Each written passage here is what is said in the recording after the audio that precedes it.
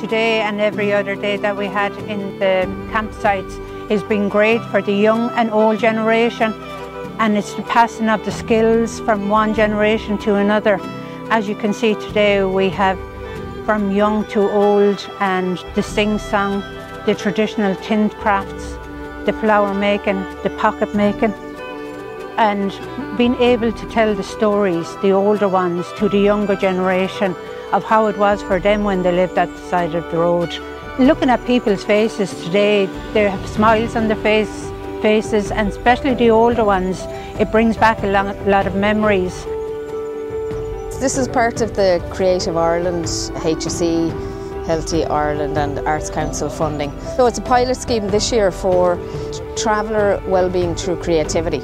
So we thought the traveller culture is so rich and there's so much to it, so much creativity between the paper flowers, you know, making griddle bread on the fire, the tinsmithing, that there are all these crafts that are being lost.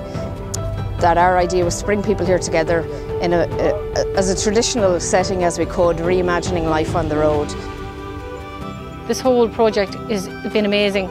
It's been amazing for me as a worker and a peer researcher, but also as a member of this community. It's such a relaxing atmosphere and environment, and just having people coming together, talking about their memories and, you know, even talking our cant language. Everything coming back to me is why we need more projects like this, why we need to kind of reconnect with our roots, and the best way to do it is coming back to where our families would have been, like in camps at the side of the road. And I think that lived experience is so important, and we're bringing other people in and seeing our lived experience and seeing the way we change when we're in this environment is so fundamental to why these camps are important.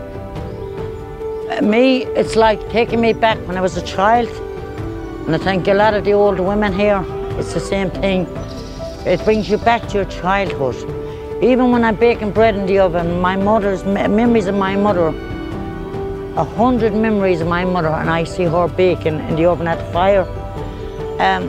I love it. I love it. I'm at home. When there's days like this and I'm among a wagon and horses and the carts, I'm at home. This is my home.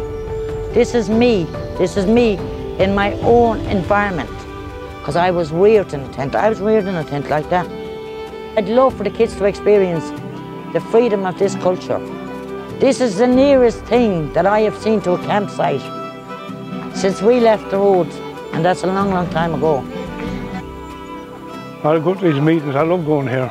You know, travellers get back into, you know, like, and they don't understand how hard it was years ago. Like, we living down, used to live laneways like this all the time. I started making these years ago. Like, there was in the wagons and four-wheelers and small carts. Mum used to sell the flowers, she'd sell little ornaments.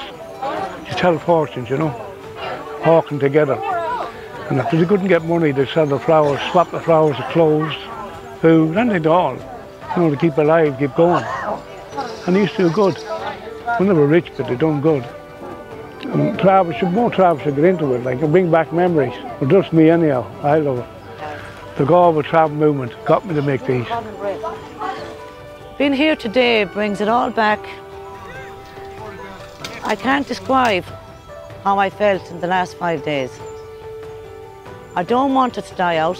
I tell my children, my grandchildren, all about it.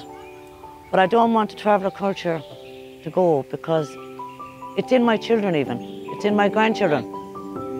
My experience would be, it was lovely to see the tents and the wagons, to see what way my grandparents lived. from years ago, because they've passed away now, so they're not here to tell us what way it was. So to see everything was just a lovely experience.